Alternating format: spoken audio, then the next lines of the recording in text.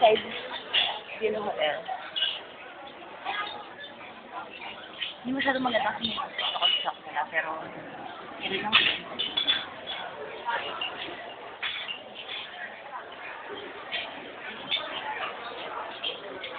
Grabe crowded.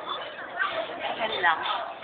Anyway, hindi siguro ko makakapag-dolarize kasi alanganin yung oras kasi kailangan 2 hours before flight nasa airport. Nakapila sa check-out time namin is 12 dito sa hotel.